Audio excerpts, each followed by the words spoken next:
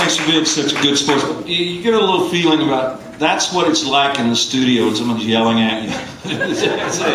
No, you know, do it again. You know, that's the way it works, and that's the way we all did all the Fifth Dimension records, was just like we just did that. And I tell you, those were happy days because the challenge of creating records that equal to the accomplishments of the great Hal David, who just died about 2 weeks ago. Hal David and Burt Bacharach, who were my idols, and Teddy Randazzo, who did the arrangements and did a lot of the writing on the Little Anthony tunes, Going Out of My Head, and what was the other one that was really great? Hurt So Bad, remember that? Those were my ideas of what records should sound like. And I guess we were obsessed with ourselves and what we were doing. And meanwhile, something was happening that was almost ghostly and poetic in its beauty. And that was that a whole page of history was turning, and a generation of Hollywood stars and singers were passing into the mist. And among those were Nat King Cole, Andy Williams, Satch, James Brown. Yeah, Plaz Johnson, the great sax player, Johnny Mercer. Johnny Mercer called me up on the phone one day and said, "Hey kid, you know, I think you're good. You want to write a song?" And I said, "Oh yeah, let me get back to you on that." And I never did it. See, you know, that's the tragedy of youth. Youth is self-centered and knows everything. And if I could go back, I mean, today I sit, you know, proudly in a chair that Hal David put me in, which is, I'm chairman of the National Songwriters Hall of Fame. Thank you. And Johnny Mercer founded the National Songwriters Hall of Fame. Now, you can believe me when I say that if I could turn the page back and take that phone call again, the outcome would be different. And but you know, that's what we all do. We all make mistakes. And one thing that I believe in is putting them behind you. I have to tell you, after all the joking about drinking, and I did my share, that I have been sober for 11 years. And everybody, you know what? I don't care what anybody else does, and I think that my wife loves champagne, and I love her to love it, and I love her when she's drinking it. She's great. She's a great beauty, my Laura. I'm married to Laura Savini of public broadcasting fame. She drinks socially, and I'm not trying to get in your face about it. For me, it was long overdue. It was something that has made you much safer in your homes and in your cars. But there was one person in that melange of Hollywood: Edward G. Robinson, Walter Pidgeon, James Cagney, Phil Harris. I bought a house in the San Fernando Valley. I bought it from Phil Harris. Smoke that cigarette. Smoke it till you smoke yourself to death. You know, he was really famous for Kipling's Jungle Book. He played the bear, and he sang the bare necessities of life. He was a lovely cat, you know, and he hated to sell his house, but he sold it to me. He built it for Alice Faye, and she was still alive. I could have sat down and had lunch with Alice Faye.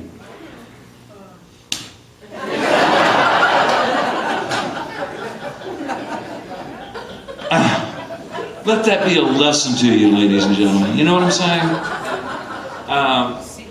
There was one guy that I really knew that I wanted to meet, and that was Mr. Sinatra. And I used to call Sinatra music every week. And there was a guy over there named Sarge Weiss, good old guy. and I'd say, "Hey Sarge, I got a song for Mr. Sinatra," and he'd say, "Oh, good, Mr." He knew me well. He said, "Good, Mr. Sinatra is Mr. S is preparing his Caesar's Palace debut, and he does not have time to hang out with punks like you." He would do it in lyrics, you know what I mean? And so a couple of weeks would go by, and I'd call back, and songwriters are persistent, if nothing else. And he would answer in this laconic way, and I would say, "Hey, Sarge, I got 2 songs on the charts this week, and one of them is just perfect for Mr. Sinatra." And he'd go, "Okay, Mr. Sinatra is, Mr. S is on his way to Australia. And in any case, he does not have time to hang out with punks like you." And so this happened a few times.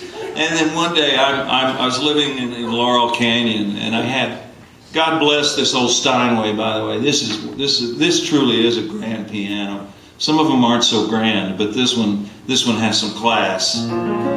It's made my job so much easier tonight to have this companion with me. But I would sit up in Laurel Canyon and slaving over a hot piano. And one day, the phone rang, and it was Sarge Weiss. And he said, "Oh, kid," he says, "you want to meet Mr. S and all that." And I said, Yeah. And I was busy. And I said, "Yeah, sure." He said, "Well, he wants to see you." And I said, "Well, since when?" He says, "Well, he wants to see you." I said, "Well, when am I going to see him?" He says, "Well, I'm looking at him out by the swimming pool, and he doesn't look that happy. I think you should get over here right away." And I went, "Ah!" And I hung up, and I had some,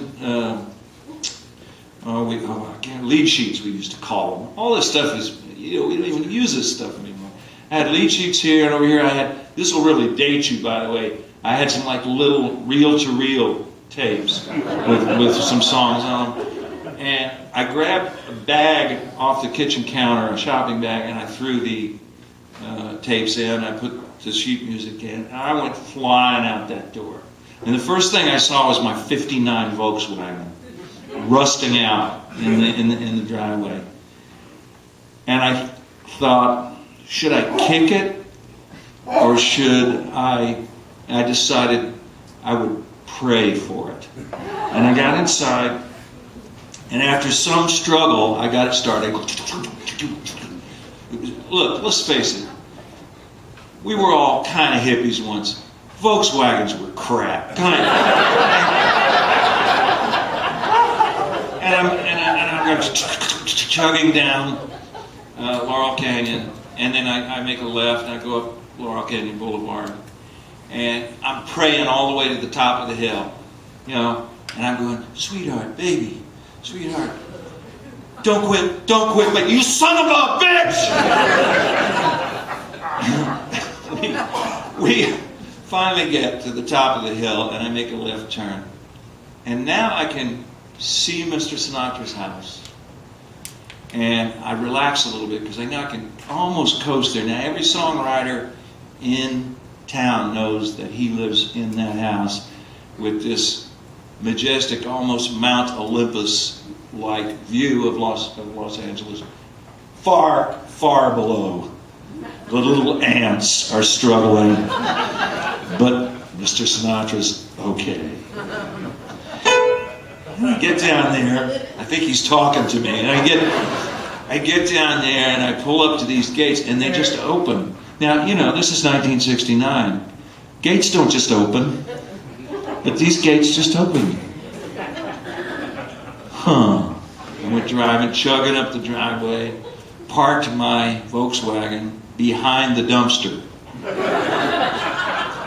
Got out. As I get out, I'm shaking. I'm so nervous, because this is going to be the most important day of my life. Praise God. It's here. This is my moment. This is the man that since my father came back from the war, has been playing into my crib has been playing these songs, and this is the real guy. And as I get out of the car, I fumble the bag, and 3 of these reel-to-reel tapes slipped out and went rolling down the driveway. And they're merrily unrolling my songs and running down the driveway. And I went running after them, and I stomped them into submission, and I got them, and I'm wrapping up tape, and I'm getting that really hot, flushed feeling. You know that feeling you get when you think someone might be looking at, but then we're all capable of this moment of supreme self-control where we say, no one saw that. I was invisible when I did that. I love that song! And I put my stuff in my bag, and I go up on the porch, and I'm just about to ring the bell, and I see over this very elegant bell, it was lighted. I remember that because I hadn't really seen that before either. And just as I'm about to push it, I see that on a card taped to the bricks above the doorbell, there's a hand-lettered sign that said, "You better." Now I'm not being profane here. I'm just telling the story. This card said, "You better have a goddamn good reason for ringing this bell."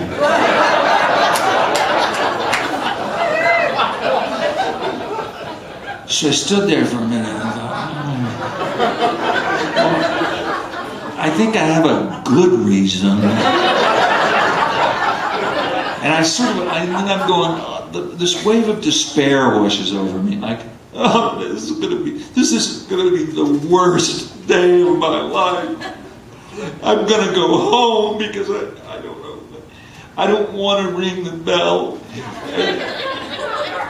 And at this moment, the door opens, and Mr. Sinatra's standing at the door in a red silk dressing gown of the Bergdorf Goodman type.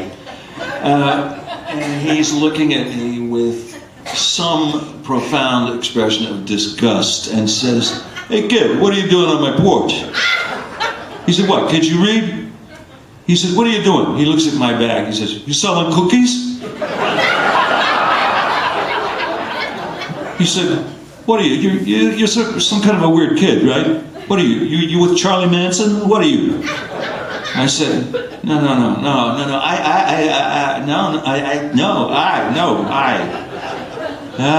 And he said, "You're a weird kid." He said, "Let me tell you something." He said, "I saw that voodoo shit you were doing down in my driveway."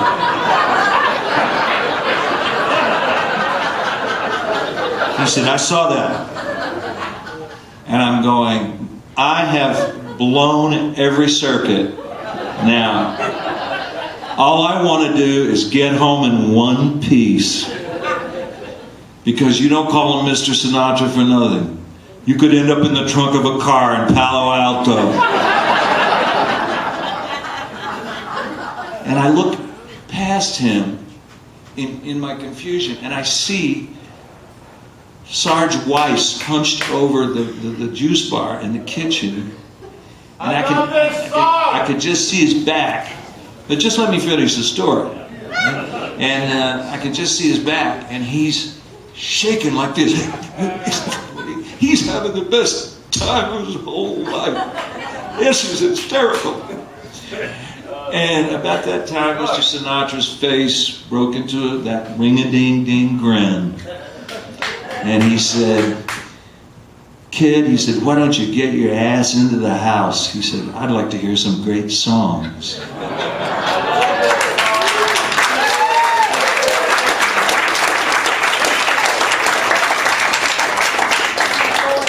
And we were friends for something like 40 years. And it wasn't long after that I was in Vegas sitting right where this lady here is sitting. And Mr. Sinatra came out on stage and said, after a rousing rendition of "I've Got You Under My Skin" with this huge, wonderful big band, and I'm sitting there, and he said, this elegant, glittering crowd, these carpets 8 feet thick, and I'm sitting there, this little kid from Oklahoma. I've got my own table. I got my own waiter. my money's no good. I can have anything I want, and I don't have to pay for it. And I'm sitting there, and he says, ladies and gentlemen, I want you to meet a great songwriter. This kid is a good songwriter. He's a great songwriter. He's a little bit of a weird kid. He's a weird kid. But he says, he's a great songwriter. Ladies and gentlemen, I want you to meet Jimmy Webb. And this big searchlight, like a light on a battleship, swung around and hit me. And I went right under the piano. Because you know why? Because I was really just a kid from Oklahoma who prayed one night and said, God, let me be a songwriter and let me meet Glenn Campbell. And Mr. Sinatra turned to Bill Miller, his accompanist, for his whole life. And they began to make this song come alive in Las Vegas. This time we almost made it. Pieces fit. Oh, didn't we? This time we almost made some sense of it. Didn't we, girl?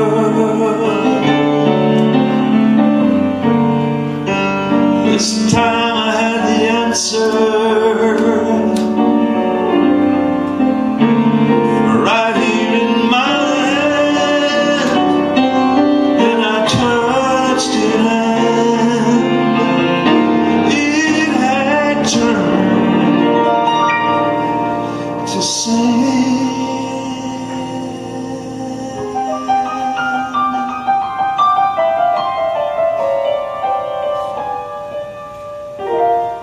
This time, Nelson Riddle, please.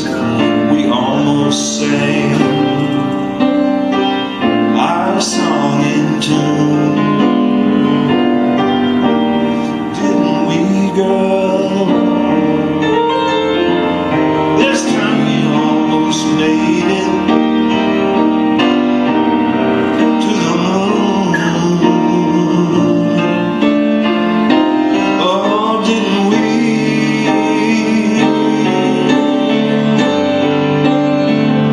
This time we almost made our